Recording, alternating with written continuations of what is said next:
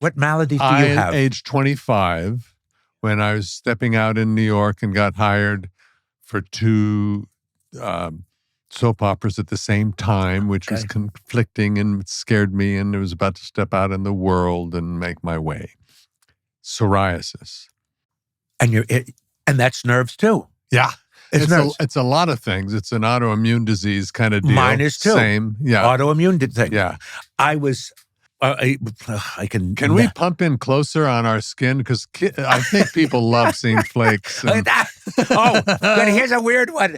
And forgive me. And I say I never am going to say the name. But when I was really good friends with George, when we were really friends, he had a rabbit, and his rabbit once scratched me right there, and we saw the pigment go like that. It just disappeared and became pale.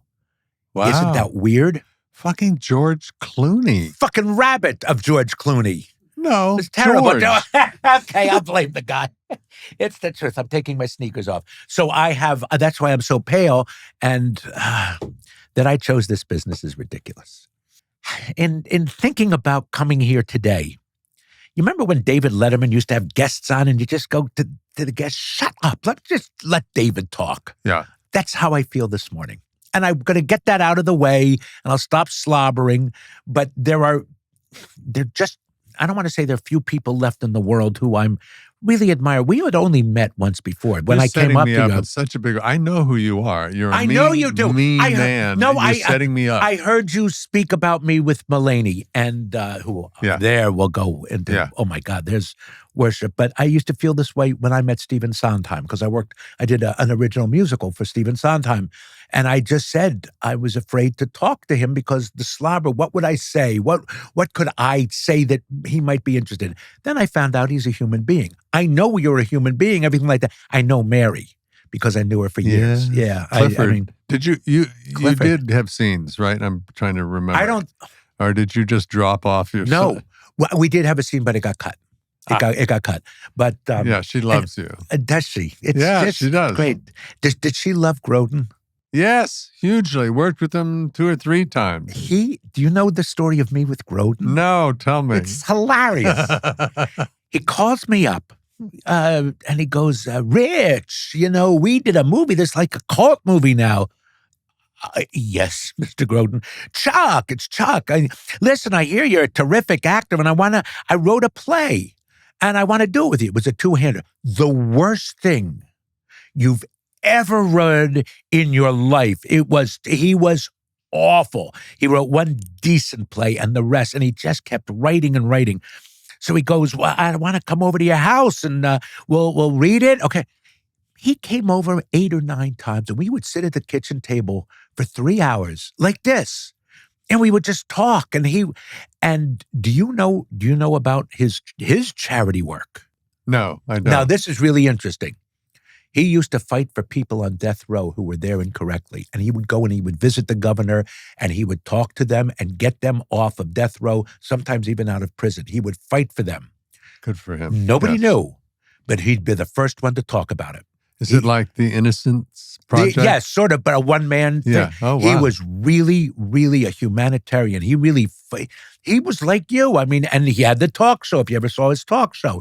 Yeah. He was a liberal guy and fought, and he would go, this, she's left a family and they're fighting for her. And he would go and he would walk the walk, but he would be the first one to talk about it.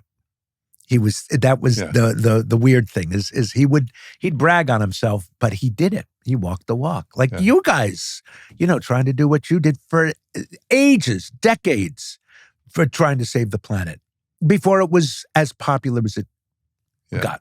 You know what I'm saying? Anyway, I loved Grodin. I loved him.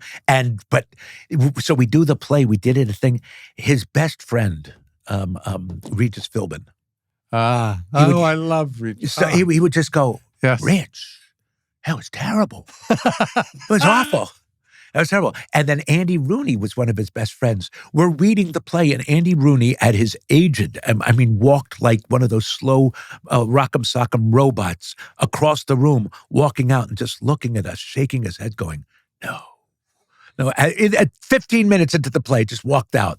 It was hilarious. Charles Grodin, one of the unfortunate things well, for me at least, I never knew if he was serious, being ironic, satirical, whatever. He had that delivery. I know. That you were never quite sure. I think your cohort, Woody, sort of has that.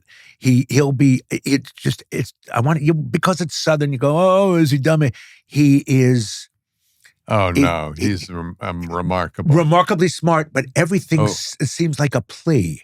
It's like, everything, every time he talks, it sounds like it's a plea. It's like, understand what I'm saying. Did you get that at all? Yeah, he is one. It's gentle. First off, I love him. That's so do I. But he's like, somebody called him a redneck hippie, and that's kind of... Right. It's kind of him. I remember... But he's also, I don't want to say intellectual, but he's smart. He is. He writes... So he is intellectual. Some of his plays are amazing. His poetry's amazing. Right. He can write songs. He did that, and I didn't see it. Don't tell him. I know he's part of this podcast, but he never listens. Well, he's fascinating today. Yeah. Okay.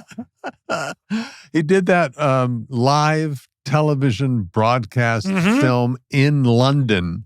Right. On the streets of a continuous live thing. I mean, he's really bright. He's really bright. Yeah. But you don't know it. No. Until you think about it. Yeah. He's a great guy. Great guy. I got he to know has him his a little drawbacks, bit. but I don't want to know him, but yes, I do. All right, what do you want to know? Why am I here? Okay. First off, because when I try to talk to you at events like the Emmys or something, you're so surrounded by other actors who want a piece of you. Seriously, because you worked with so many people and they're so happy to see you. It's very hard to do to make contact. I'll agree with that, but yes, I have worked with so many. And as a character actor, self-described, Spice or whatever, you've worked with so many big stars. I don't think I'm on your radar, to be honest, because if you're going to go spice up something, you're going to pick a big star. That's kind of what you do. That's what it looks like to me. So to get a conversation going with you, because I do find you fascinating, this is the way to do it. We did not have to do this. Just call me for a cup of coffee. No, but see, that's not me. Really? I don't know. I don't hang out with guys. Thank you. I do. It's my favorite thing. Are you having a good time right now? Yes. I live for this, but not with a paying microphone. Me huge sums of money. No, they're not. I take that back. Yeah, it's a podcast. Sure. I don't know what it is, but I've never been that. Let's go have a beer together. I find guys relaxing, so relaxing to be around, but beside the point. So this is fun, but you're not my wife, Mary, so you're beside the point. Okay, and I had a wife who she is a great person. And I'm talking to the microphone because she's an ex-wife, but she's great. Yes. She's a therapist now. She helps people for very little money. Thank you, Dana. But she did not like it either. She did not like Hollywood when she first started out. I think she did. I think she saw all the tinsel and this is great, and then just had enough. Yeah. It got to the point where she could not turn Entertainment Tonight on TV. Just get it away. It was horrible. I don't want to say I live for it because I've grown up, but I used to. But I love actors. I mean, when they say me too. There's no people like so people, there are no people like so people. We're not always the smartest, but we're fun and we have energy and we're playing. We're playing all the time. So we got kid energy. And I know the joke, the whatever phrase, the cliche is we're not curing cancer. Mm-hmm. I kind of disagree. I think what we put out in the world, laughter and all of that stuff is immeasurably healthy and wonderful. All right. First of all, let me talk about my mom. I could be on stage and take a shit, and my mother would go, "Is that the sweetest smelling piece of shit you ever smelled?" That's my mom. Yeah. I could do no wrong. Yeah. So maybe I had to please her all the time like that, or, and it would get on my nerves. Stop it, because too much love. Yeah. But come on, sweetheart, come on, give me more. Yeah. You had a daddy like mine that said, I read in the research on you that your dad was always, is he any good? He'd ask everybody, is he any good? Maybe you should get a degree in something and teach or something. Oh, no, I was pre-law, and he wanted me to go to law school and business school to take over his place. Okay. And he would ask, he wouldn't trust himself. He had to ask others. These were the words. Does he have it? Yeah. What a father thing to say. Has he got it? Does he have it? Like that. Not is he any good or anything. And I'm just going, and the thing is, but at the time, okay, here's something about me is, again, I BS'd. As an actor, I BS'd. I was big. But I became a much better actor after 20 years in the business. I deserve the career I have now because I really pulled the wool over people's eyes for about 20, 30 years. Like Spin City. How would you describe what's different now? In a screen, you're giving a small amount of space to move, and you've got to tell the truth. Right. I didn't have to tell the truth. I was so enjoyable. I was just hitting the back of the theater. I was huge. I didn't know what. I didn't mean a word of it. It's the truth. I just was big and fun and I was entertaining, and I don't know. I pulled the wool. Now when I say a line, I sort of mean it. I'm better. I'm just better. I'm a decent actor now. I don't know who says maybe it was Sandy Meisner or something that it takes 20, 25 years to become an actor. Did he say that? To be a good actor, yes. Wow. You start and it takes 20, 25 Okay, years. I'm going to tell you something, and I said this. What's the woman out there? Paula. Paula. One thing about Mary, and I believe this in female actors and not necessarily male actors. Mary Steenburgen cannot lie. When she acts, she tells the truth. There are other actors like, I think Michelle Pfeiffer is like that. I think, Laurie Metcalf is like that. They cannot lie. I don't know how. I don't think that of many actors. I'm entertained by them. I believe them. You know, Daniel Day-Lewis is a whole different story because, you know, I'm Lincoln, I'm Mr. President. My shoes are uncomfortable. I don't buy it. Tom Hardy. What? Tom Hardy's. Is he like that? Yeah, I think so. But he's great. They're Unbelievable. great. No. He's great. Oh, I'm saying Tom Hardy, I believe. You believe every word. Yeah. But it's okay. That's interesting, though, that you don't say. Now, is that because you're a guy and you're I don't know. I don't overlaying that on guys? Could be. You're maybe overthinking it. I don't know why. It's just how I am. But Mary Steenburgen is one of them. When she did Melvin and Howard, was, you know, when you're surprised when you see a movie, when a movie is that good and people are that good, and Paul Le Mat, I did believe that. That surprises me. And I remember that from Mary, so that when I worked with her, I was, I didn't know. I think that it's also writing. You know, I do think when the writing is really, really good. Oh, that saved me. Oh, sure. You know, if it's not good, part of you knows it, and part of you goes, I better juice this up a little bit. I agree. You know, and you know what the worst thing is you go in for an audition. Like, I don't know when the last time you had to audition, but when you go in for an audition, you really don't want it because it's not good. And you sabotage yourself because you're really not serving the words well, and you end up giving a lousy audition. I think that's right. But then sometimes you're blessed. I'm blessed, you know, working for the Coen brothers or doing what I've been blessed to do. And you boy, in the good place, my God. Let me go back with you. Go ahead. Thank you. Sure. I agree. I thought The Good Place was amazing. Amazing. Okay, so we both kind of faked our way through school. We both discovered. I have this whole block of knowledge that I lied about when somebody says, the O'Neill play, da-da-da-da. And I go, oh, yeah. As if I'd been in it or as if I'd read it 100 times. But I hadn't, but I knew it was something I should know. So I said, yeah. Okay. And so I have this whole dark hole in my knowledge that I started to believe I knew, but it's actually, I'm totally ignorant. Chicago, Second City, is one of those blind spots I have because friends, George went. Sure. Lots of people, you went there, and I kind of understand it, but I really don't. So can you do you mind talking about? I'll explain Second City. Because wasn't that your entree into the world? It was my Harvard of acting. Fantastic. And you could say Harvard of comedy acting, but it wasn't. Okay. Second City formed in 1959 by real intellectuals at University of Chicago.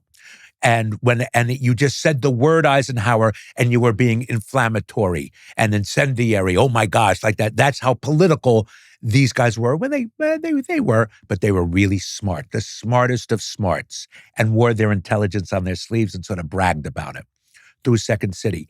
After a while, and there was a lot of Jewish intelligentsia, after a while, the Midwestern Goyish, Bill Murray and Belushi and other people got in there, and then came Animal House and all of that, those. Right. And then came Saturday Night Live.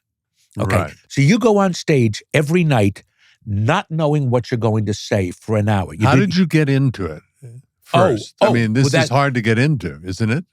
How I got in? Yeah. Is the lucky... We all know, and is timing and right place and stuff like that. So I'll tell you, went to Northwestern with Julie Louis-Dreyfus, Brad Hall, her husband, and they formed a company, Gary Kroger and Paul Barras. They formed a company called the Practical Theater Company. They got hired for Saturday Night Live. I lived in New York. I saw them, and they said, "Oh, you should go out and do a play at our theater." Yeah, I'll go on out. We took 3 months and we wrote a small show called Mega Fun. It was great. We were supposed to go from March until June. We went until the following November. It was a huge hit. In Chicago? In Chicago. Gotcha. In a small space right next to Second City. Okay? In order to get in Second City, you took classes, then you went on the road in the touring company, then maybe they had that small space, so at 9 o'clock, some people who were in the classes, they got to do a show. Practical Theater came in. They were the hit. They got sent to SNL. I went and did the show. Okay, getting back to it, the owner of Second City came opening night, comes to me at the party and says, I want to meet you in my office tomorrow morning. Okay, next morning, I go in there. He says, we want to make you part of Second City. I go, I don't improvise. And he just said, you'll learn. A year and a half of being on stage every night. Now, we did sketches because, okay, here's what I say as an actor. In order to be a good actor, you don't need to improvise. But in order to be a good improviser, you must be a good actor. Yes. Okay? I say a good actor. I was entertaining. So I could make everything entertaining and real. He hires me a year and a half into improvising every night, not going out there. I'm terrible. And I just improvised in front of an audience. Well, you got to become good. You do it enough. And I was there 4.5 years. And you go out every night and the audience tells you can do this or we'll buy this. And I got better and better. Frank Galati, when I was at Northwestern, I said, I should go into... This is pre? Oh, wait, 10 years easily. Yeah. He said, I said, I don't know whether to go into acting. He said, well, why don't you be a producer? Because your dad wants you to go into business and you want to be an actor. So be a producer. I go, no, I either want to be a star or I want to be rich and go into my dad's business. So he said, well, you're not going to do anything until you're about 34. Nobody's going to look at you until you're 34 because Hollywood doesn't want you. Most people, when they're 27, 28, 29, and they're just waiting tables, they say, this is bullshit. What am I doing? I want a house. I want kids. I want whatever I want. So they'll become a director, a writer, an agent, or a producer. Okay? They leave the business around 27, 28 when, I've cast off the wings and let me become a human being. I spent those years on stage getting paid. I was a paid actor. All of a sudden I'm out. I can't be a director. I can't be a producer. All I know is this, but I became better. Then I came out here and I got work. But like I said, I got vitiligo. I was terrified. Oh, really? I was horrified when I got psoriasis, so I guess I'm making light of it a little bit. You still have it? Oh, yeah. It became So you see, worse. Now this is what's amazing. Amazing. There's nobody more successful than you and your career. Nobody. Emmys, you could hold up your house with the Emmys. You are great in every genre. That you did that CSI or Law and Order or whatever you did. How you did that, I don't know. But me either. I don't know. But is there anything further from Cheers than what that? No. You got it all. and you're still nervous. You still scratch because of the psoriasis, because I'm so fucking nervous about the world and who I am and what I know. But you have to be. You're supposed to be. Because otherwise you're riding on confidence that came from the last thing you did. And I think you do this all How long have you lived in this town? But I think you need to start at zero, always, as a creative soul. And not always, but most of the time you do that, and I do that. And that's how you get to be. Okay, that's self-congratulatory. No, but it's true. I think it is true. I don't say I always do it, but that's what you should be doing. You should be doing. Yeah. Yes. Oh, but I talk about, I know what I can do. I do. In acting class, I tried playing brick because I wanted to play brick and Cat on a Hot Tin Roof. Why not? I'll never get to do it. Let me do it in acting class. Yeah. But I might as well be in Porgy and Bess. I mean, it's just, it's ridiculous. There, you know what you can do. But being in front of an audience, oh my God, isn't it? It is. Isn't it wonderful? I mean, I did get my audience jollies a little bit from 3-camera. I mean, Cheers and Becker. I hate 3-camera now. Really? I do I too get now. Terrified. Well, what are you talking about? Because that's theater-ish. I know. What is your terror? But you don't make mistakes. No, you're right. You don't. And I hear the stories about Cheers where you'd come in on Wednesdays and do it. When we used to rehearse Spin City, it took an hour to rehearse, but we only rehearsed for 5 minutes. We would screw around. Yeah. That's what we would do. It was fun. Yeah. Oh, sitcoms are hilarious. Great. Yeah, they're great, but but that you really have to go and do a play, in my opinion, because I really want to serve. I really want to be in the moment of giving the laugh, but also you and I are different in our careers because you're the maypole. Things happened around you. The tall guy, yes. Okay, I am the satellite character, and I could never be the maypole of a sitcom. I can be the maypole of a drama, of an hour show, like a Columbo. Wouldn't Carol or whatever. O'Connor have said the same thing that you just said until that wasn't true? I disagree with you about you because you got dark in you. You've got anger in you. You've got all those things that. But not in half hour. Not in half hour. No. Carol O'Connor was half hour. It was 4 characters, and they didn't just. He was the lead, but they didn't revolve around him. But that's the best. No, lead. I'm talking. No, yes. Cheers was not about me. It was about a little bit me and Diane, but it was everybody carried the show. Hey, you know what? I'm magnificent. I'm sorry. I don't know why I'm trying to talk you out. There is a center. You were the bartender. Yes. You're in the center of the room. Yes. Everything revolved around you because you were the center of the bar. That's where you were. Bob Newhart is more than Carol O'Connor, was shockingly good. Yeah. But, you get, and Judd Hirsch in Cheers, in the Taxi, was that guy too. It's shocking that he could be that guy, but he was the center. Yeah. But you get Mary Tyler Moore or even Tim Allen or all of those stuff. They're likable, white, pleasing people that satellite characters are around. And that's who I am.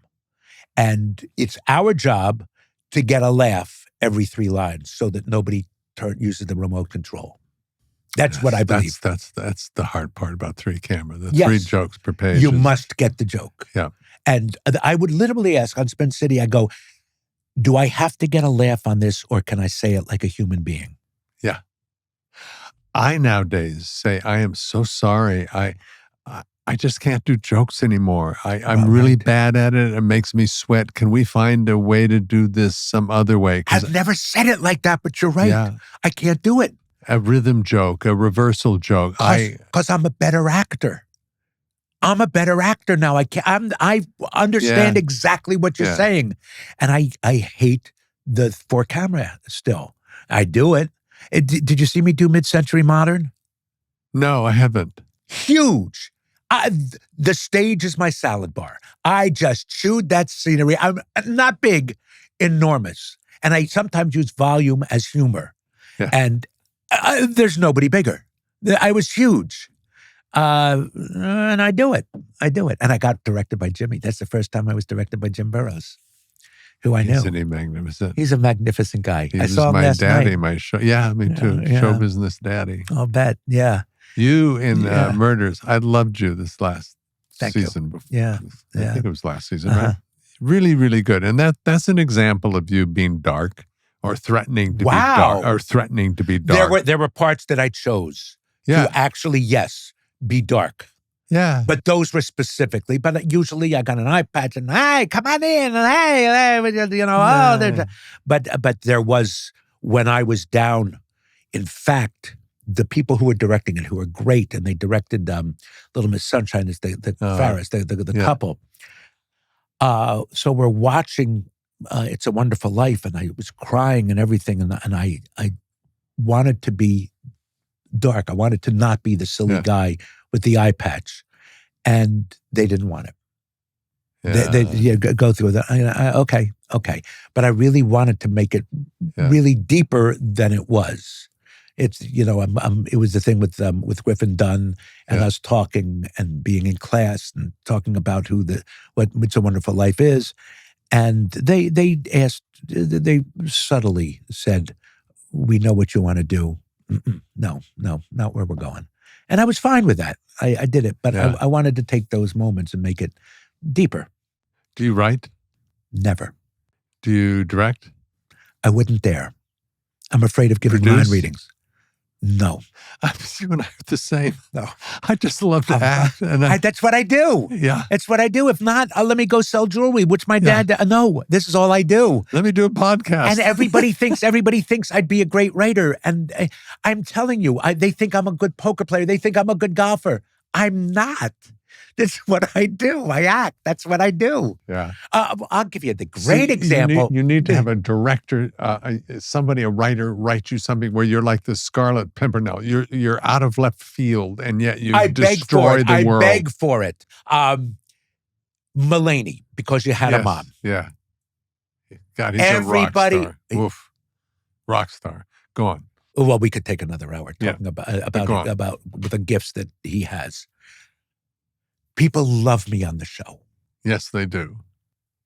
I don't know what I'm doing. That's golf. That's like, I hear I'm good. Now, I'm going to tell you what I do best on the show. And you can see how much I talk. I keep my mouth shut. Because I'm an opinionated man and all my opinions are right. And I keep my mouth shut. So I let other people talk. What I can do is, if the conversation's going and it's sort of a little too, there's nobody to say, hey, okay, enough about that. I can ask a question that can lead us somewhere else. Yeah. I can help John. Yes, you can shape. Yes, I can help. That's what I can do.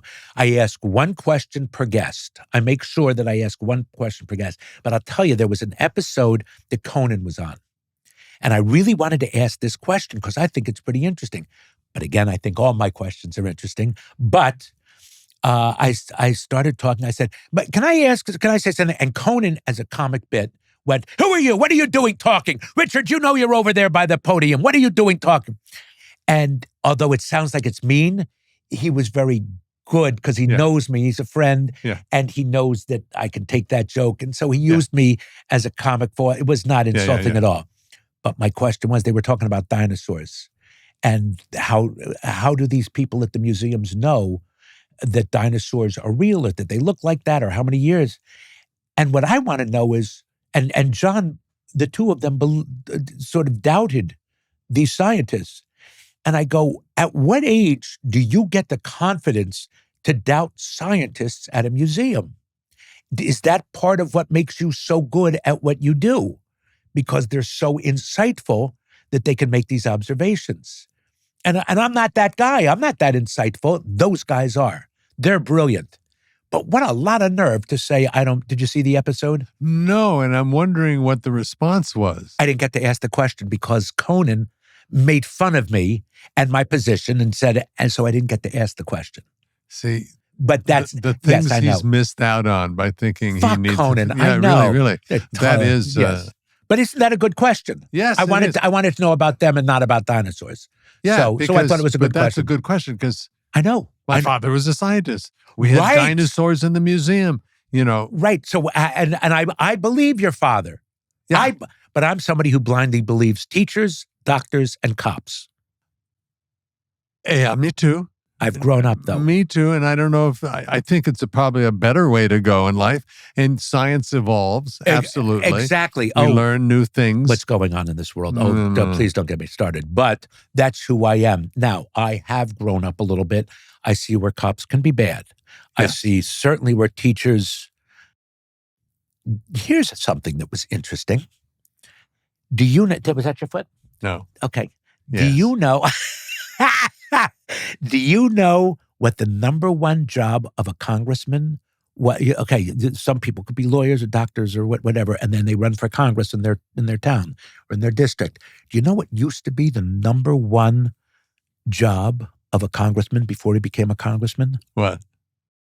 Undertaker. Woof. Because everybody knew the undertaker in town. Right. So he ran for Congress. Isn't that wild? Yeah. I know. Now they're lawyers and everybody, and you go out and you become a career politician. The congressmen are not smart. They're could be. I've gone through Creative Coalition. Well, okay, maybe they're getting smarter, but I've gone and we've interviewed and we've talked to them about arts and trying to get money for education and the arts and education. They're just downright dumb. Well, I mean, a guy from, I met Katie Seagal once. Oh, she's a pistol. And you talk, do you know who you're talking to? We're coming here to appeal to you for money for the arts. Whoa, my daughters, they're all ballerinas. Their mother wants them, so they get it. But I can't give money to the arts. Your children are artists now because you're wealthy, but you can't give money for other people to have arts in their school. Yeah. Those are congressmen. And grades in things they care about, supposedly math and right, go up. Exactly. They go up when because it teaches a way of thinking. Yeah. They teach a way, playing an instrument or reading music. It teaches a way of thinking and a way that your mind can work. Or playing a sport can do the same thing. I didn't know that. No, it's true. I mean, the sense of being good at something and disciplined rubs off. It rubs off on your other. I believe that. And they stand taller and get confidence. Yeah. I don't think of that in sports because sports always gets money. But the arts do not. So I fight for the arts. Yes. That's that's what it is. Yeah. I've done a lot of, in my day, testifying in front of Congress or walking the halls with my Oceania friends talking about oceans. Sure. But I've learned early on that, especially senators, that where the senator and I pose for pictures, shoot the shit about nothing, but we're charming to each other. Meanwhile, though, they're voting staff, his staff, or her staff and Oceania's staff are in the back room talking real stuff. So I've kind of learned that the staff can be really smart and advise the senator or congressperson. So you want your staff to be in connection. That's very interesting. Yeah. That's like they say, nurses really know more than doctors sometimes. Yeah. That they know how to insert this or do whatever. They know the deal. You're right about that. The staff is very important. Yeah. I agree with that. I once sat next to I sat with a speechwriter, and I said, "Why do you never run for office?" He goes, "You can't get anything done that way. There are other ways to impact the country." The minute that happens, the minute they're elected, the next day they got to go out and campaign. For huge sums of money. Of course, in order to retain their job and of course do good work, they hope. But they got to start campaigning. That, and I have these little pithy things, is when the congressmen or senators could go fly home for the weekend. They used to have to stick around and stay in town and live in Arlington or wherever they lived. And they would have to interact. Republicans and Democrats used to have to go to their Little League. and coach their sons. Now their little league is back in, Montpelier or wherever you're going. Yeah. And can you believe that's the first state capital I could think of is Montpelier?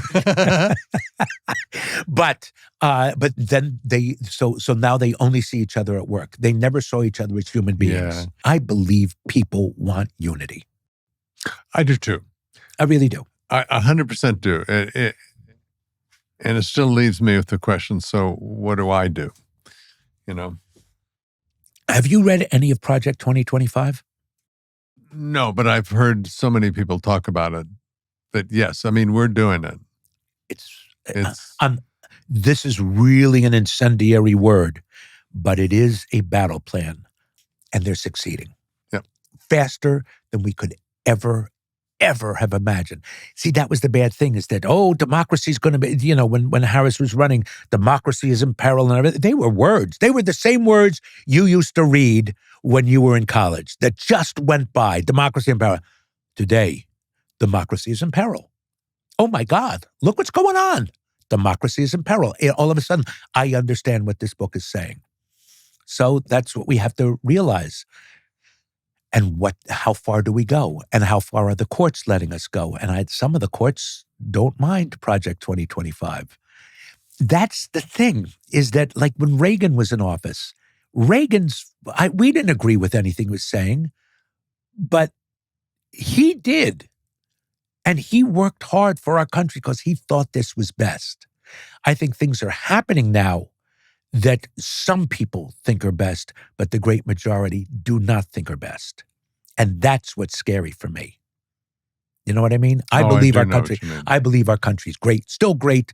Well, I also think I want to, instead of MAGA, I want to say Ma, make America again. Okay, Ma, I need help. Make America again. Because I think we're going away from America, from what we were told to believe. That the tortoise wins the race. George Washington could not tell a lie. No, you can tell lies. You can get away with it. Yeah. The rabbit's winning. That's not what I was raised to believe. And that's what's going on. It's weird. It's really weird. Here's something really sad. This is really sad. I don't know whether I entirely believe this. But when I read an obituary about somebody who I know or somebody's father passes away, I go, well, at least they don't have to deal with America today. Isn't that a very sad thing? I don't know whether I truly, but there's a part of me that says, well, look at them. They're lucky right now. They don't have to deal with it. Yeah, it's a very sad thing to say.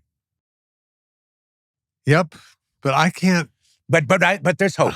Yeah. I mean, I think that the press, the news, the internet, the it thrives on conflict. That's how we keep people tuning in. It's true. And there is everything you just said is true.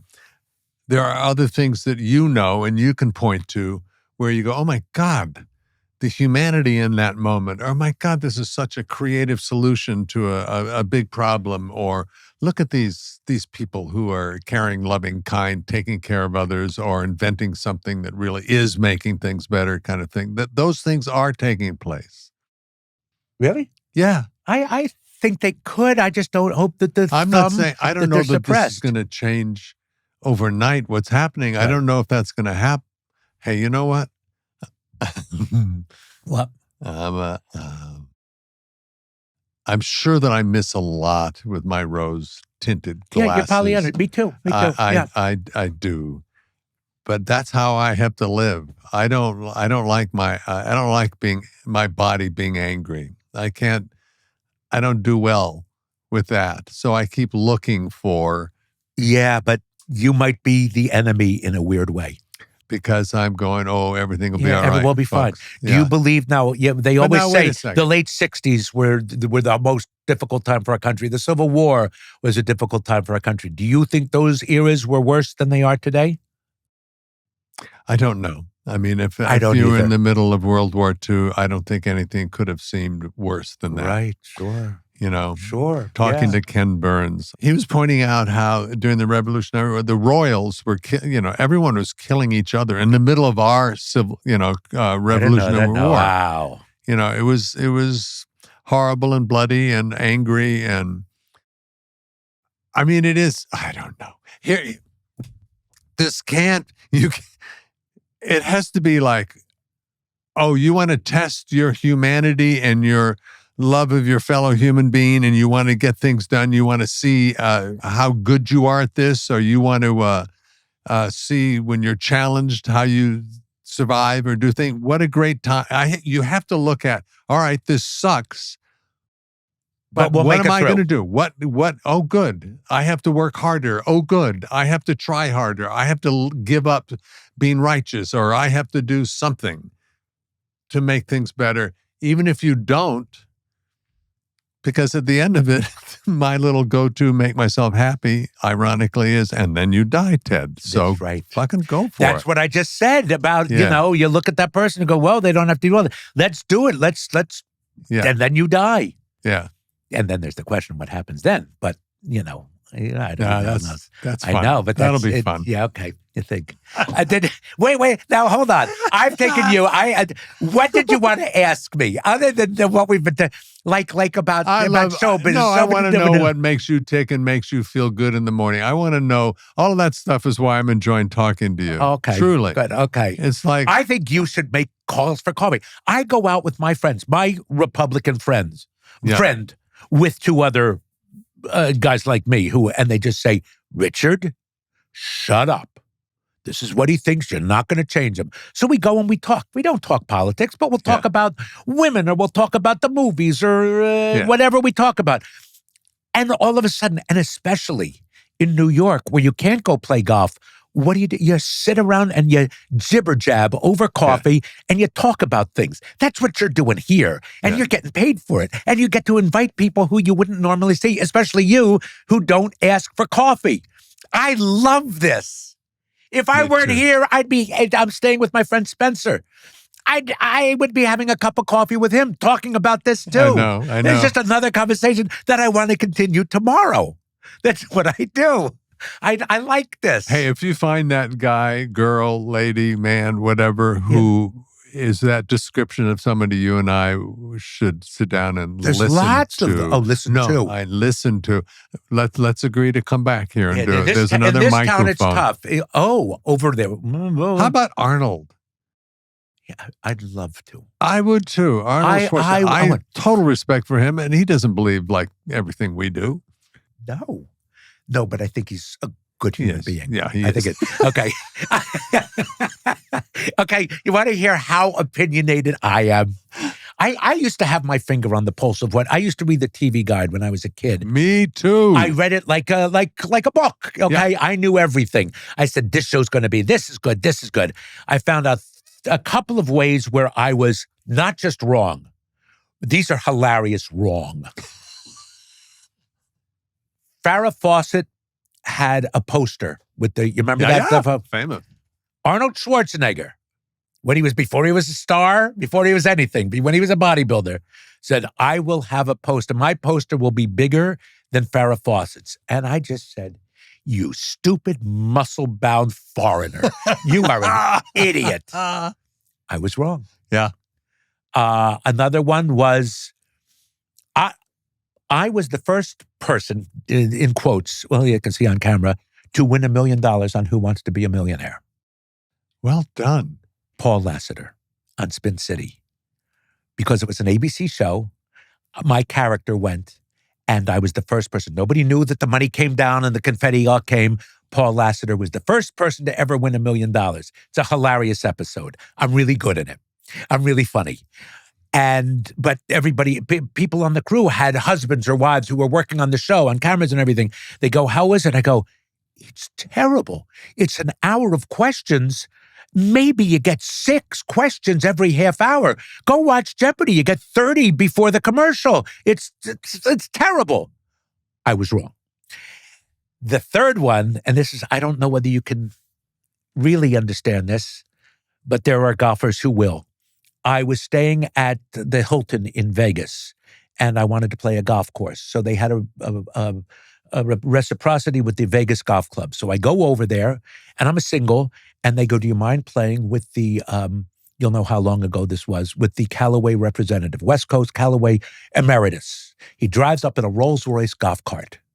He brings out a golf club. I go, what is that? He goes, this is called a Big Bertha. It's made of titanium. I didn't know what Big Bertha was. I certainly didn't know what titanium was. So this is years ago. And he hits the ball and it makes this sound. And he goes, would you like to try it? I go, yeah. I hit the ball great. I go, this is fantastic. My father's a golfer. This was in January. I go, this is fantastic. Where do you get these? He goes, well, it's coming out this April. I go, my dad's birthday's in May. Maybe I'll buy one for him. How much will it go for? This is years ago. He goes, $500. I go, mister, you're not going to sell one. I was wrong. It changed the golf industry. Everybody had the oversized. I'm so stupid and so confident. Don't only I'm right. Yeah, me too. So we'll talk to Arnold Schwarzenegger, and we'll say we're right, but we'll listen to you if you got something. You're so much fun to talk to. Oh, you're a blast. Hey, you're a blast. If this is the only way we get together, let's do it regularly. I'm gonna. Okay, here's the compliment: is that I have such respect for your career, not your acting, your career. That's something, because the people think that they're bad. This is a war. You must outlast the war. You must be alive at the end. In spades you are, and you're great at what you do, and you're kind, and you're good. And I was really nervous to talk to you. I was here on time. I was here early. I'm never early. That's how much respect I have for you. I didn't shave, but I have a lot of respect. And I just think you're great. I think you're such a wonderful man. You know, we do edit things, so we'll put this at the head. So you find out how I've been affected. No, I had such a nice time being here with you. Me too, you. Oh, golly. Yeah. I hope you enjoyed this episode of Where Everybody Knows Your Name, sponsored by Nature's Bounty.